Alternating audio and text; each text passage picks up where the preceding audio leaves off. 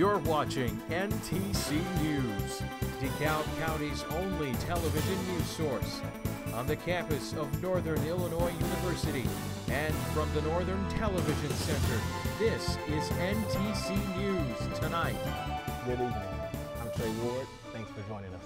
And I'm Erica Wilson. Brian Mettee has the full weather story in a few minutes. But first, NTC reporter Emily Fannin tells us that with all the ice and snow piling up, clearing the roads has become a serious struggle.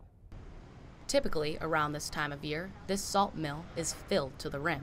At least every week into the weekend, regardless of how much snow falls, workers are dealing with the decision of where and when to use the salt so they never run out. This is something where if we can't rely on salt, it means that we have to just run the trucks more, have the plows down more, and tell people you have to drive very carefully. With using more plows and less salt, plow trucks can suffer damages. Repairs can take up to weeks depending on the damage. DeKalb County has 16 plow trucks, and when one is in need of repairs, that means one less on the road to plow and salt. This is not the first time DeKalb County has had issues with shipments not arriving on time, but they try to remain ahead by taking into account service temperatures, bridge tech temperatures, and the forecast. Trying to be smarter in the way we put it down. You try to take advantage if the pavement temperatures are forecasted to be above 32 degrees in the afternoon.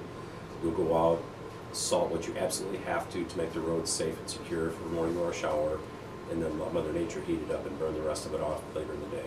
Larger, more heavily trafficked roads are the first places plowmen respond to, followed by intersections, hills, and places where snow is prone to blow over. Trying to provide a safe environment for motorists and consuming salt has been a challenge as this vicious winter cycle continues. The city of DeKalb recommends not driving unless you absolutely have to, and if you do plan on traveling, to allow yourself enough distance between you and the car ahead of you. NTC News, I'm Emily Fannin in DeKalb. Thanks, Emily. Even before the heaviest snow moved in this afternoon, at least one school decided the situation was too dangerous. Kishwaukee Community College canceled classes at 10:30 this morning. Students braved the cold while rushing to their cars to beat out the weather. The mass exit caused a bit of a backup, but students were extra cautious because the snow had already started. Students already agreed that the decision for the school to close was a good one. Safety reasons, it's good. I don't want to be stuck in a ditch. That would ruin my day and take up a whole bunch of my time. I mean, I would like to have school, I want to learn, but this is definitely too dangerous for most people to drive here. Here at NIU, students have been told that they will have an excused absence if they could not make it to campus for class this afternoon. The city wants you to avoid parking on the streets during a winter storm, like today. Residents are encouraged to use off-street parking to make plowing easier for crews. DeKalb Public Works want people to drive slowly and drive carefully so that less plowing is needed. Be aware of the signs prohibiting parking so DeKalb can keep the roads clear and safe. If you're an NIU student, you don't have to brave the snowstorms outside to get to your next class. Students can stay safe and warm as they travel around campus. 2 extra buses are running this week to keep students out of cold and dangerous weather. An extra bus on Route 5 takes students to Eco Park and housing on the west side of campus. A second bus on Route 7 takes students to shopping centers and DeKalb at the Kishwaukee Hospital. NIU's Mass Transit Board says there's been an increase of students using the buses in the winter. A house in the country was destroyed in a fire last night. DeKalb Fire Department responded to a house fire on Country Lane around 8:30 last night. The DeKalb firefighters were joined by more crews from surrounding towns to help extinguish the blaze. Water had to be shuttled into the scene because there are no fire hydrants in the area. The damage that was made in the house made the house uninhabitable. The investigation into the cause of the fire is ongoing. On a lighter note, we can't forget about the romanticness from Valentine's Day weekend. In case you missed taking your sweetie out for Valentine's Day, there's a romantic spot on campus that you may want to check out. Located east of Norman Road, Right behind the Swin Parson Hall is one of NIU's most famous myths, the kissing bench. Fred L. Charles Memorial to be exact. Built in 1943, the kissing bench earned its nickname because of the tree that is in front of it, that surprisingly is shaped like a heart. According to Professor Andy Small, the bench has made a huge impact on many lives of NIU students for decades. The heart-shaped tree has played a major part, and the kissing bench has played a major part in a number of students who have come through NIU. Being such a famous landmark on NIU's campus, the university makes sure that all incoming freshmen and underclassmen know about the kissing bench.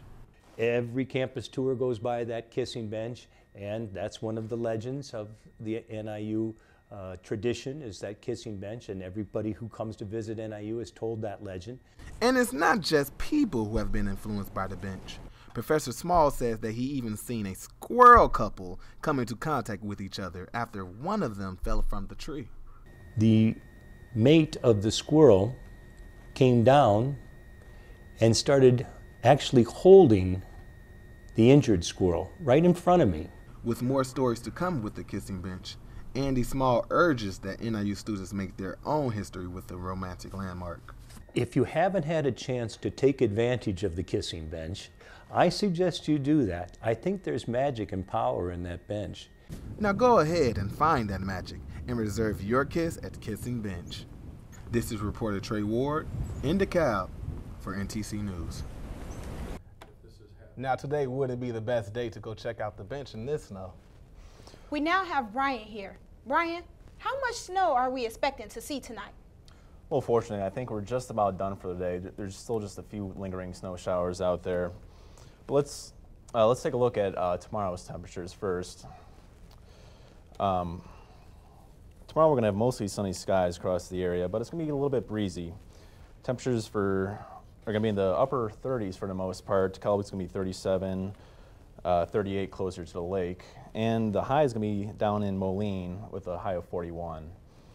Stay with us. You're watching NTC News Tonight. I don't know what's happening. Start a new chat. What did I do? Okay. Okay. Wow. It's so weird. Hey! Hi! Oh my gosh. Hi! God, I don't even know what to say right now. I'm so nervous.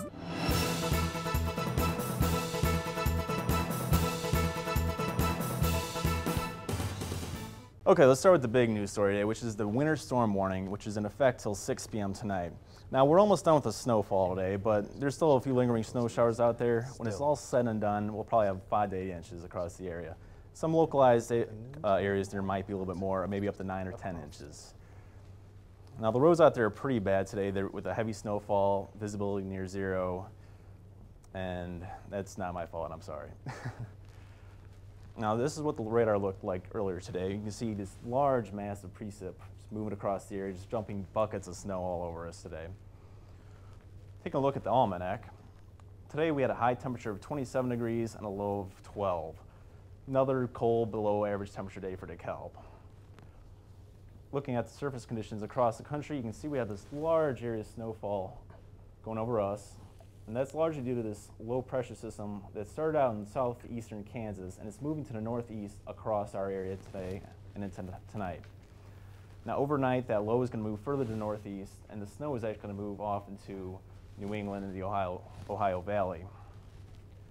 Tonight, chance of snow, coming mostly clear afterwards, low of 15 degrees, and it's going to be a little bit breezy out there. Tomorrow, mostly sunny skies, and it's going to be pretty breezy again. High of 37 though, which is going to be really nice out there. Tomorrow night, partly cloudy, low of 22. Measure that low of 22. That's usually our high temperature this winter. Let's take a look at the 5-day forecast. Snowy start to the week, windy tomorrow, then a high of 34 on Wednesday. Wednesday night into Thursday morning, we're going to have some rain coming in, and due to the temperatures being low, freezing, it'll be freezing rain at the start.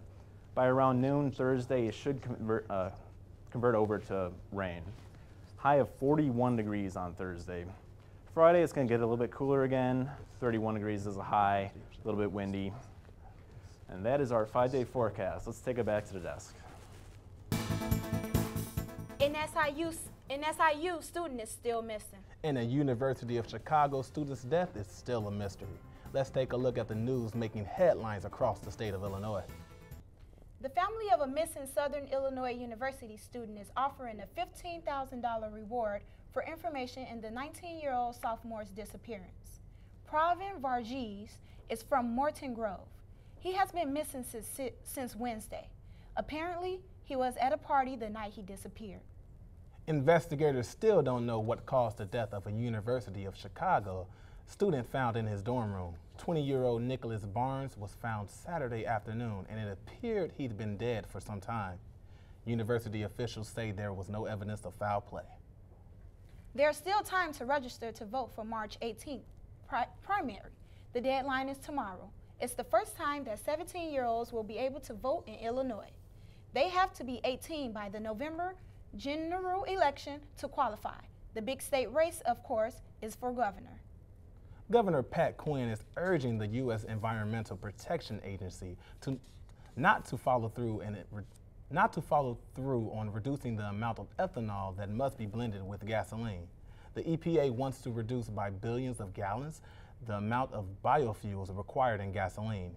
Quinn says it could hurt state corn growers. And those are today's state lines.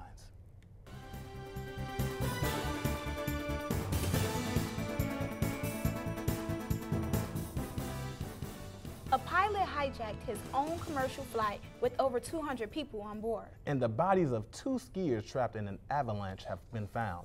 Here's what's happening in today's World Watch. The co-pilot of an Ethiopian Airlines jet hijacked his own plane and flew it into Geneva with more than 200 passengers and crew on board. He was arrested after landing. No one was hurt. Swiss police say the Ethiopian hijacker wants political asylum. The plane was originally heading for Rome. Ukraine's government is expected to grant amnesty to demonstrators in government custody. It's part of a deal that began when protesters vacated Kiev's city hall, where they had been holed up for nearly 3 months. Ukraine's opposition parties continue to call for constitutional reforms to shift power away from the president. A CNN poll of polls compiled on this President's Day shows that 42% of Americans think President Obama is doing a good job. But 53% of Americans give Obama's performance a thumbs down. The president's approval rating is up slightly from near an all-time low last fall during the botched rollout of the government health care reform. 2 skiers who were missing after an avalanche Saturday near Denver have been found dead. After an extensive search in the Colorado mountains, search and rescue workers found 2 bodies beneath the snow yesterday. The 2 were part of a team of 7 that triggered an avalanche outside of Aspen. And that's today's World Watch.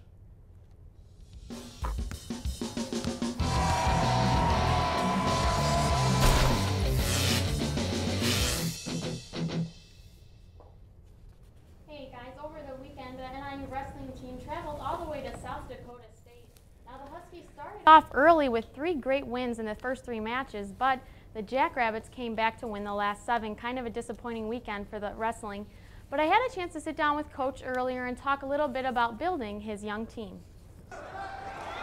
Building a program, my philosophy has always been to do it the right way to sustain success. There's certain things you could do to get instant success, but I feel like those kind of things crumble pretty quickly.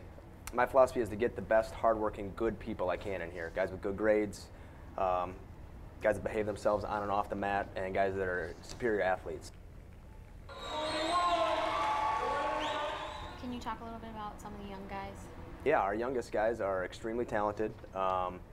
They come from very solid wrestling backgrounds, very talented programs from Michigan, Illinois, Ohio, Pennsylvania, those kind of places.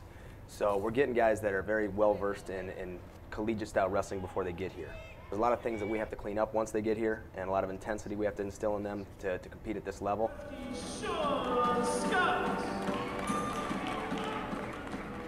Our team's very young right now, so we're hoping later on in my season or career here, our team will eventually build and be one of the best teams in the MAC and eventually be top ranked, and that's that's a big deal for us right now. Our young guys right now, I think, are some of the most talented and gifted guys we have in the program. We're really proud of that. The Huskies finished their regular season on Sunday when they traveled to Buffalo to battle the Bulls. Now the men's basketball team plays at home on Thursday against Eastern Michigan. The tip-off is set for 6 o'clock. For today's play of the day, we'll take it to the PGA Northern Open. Charles Schwartzel at the par 3 14th, his second from the bunker, and knocks it in for the birdie and our play of the day. Thanks, guys. That's all for sports. People in Seattle say it's almost as exciting as winning the Super Bowl. The crowd stopper this time is the discovery of a giant tusk from a 60,000-year-old mammoth. Construction workers found it 30 feet underground when they were digging out the foundation for a new building in downtown Seattle. The giant animals did roam through here at a time when the entire area was covered in ice. Removing it is a delicate operation. It was encased and plastered to keep it intact, then gently lifted and placed on a waiting truck. And now it's headed for a museum. It's so interesting to think and picture a mammoth walking around on the land we live on. It sure is. Well, we want to thank you all for being with us tonight. Stay warm. And drive safe. We'll be back here at the same time Wednesday. Goodbye, everyone.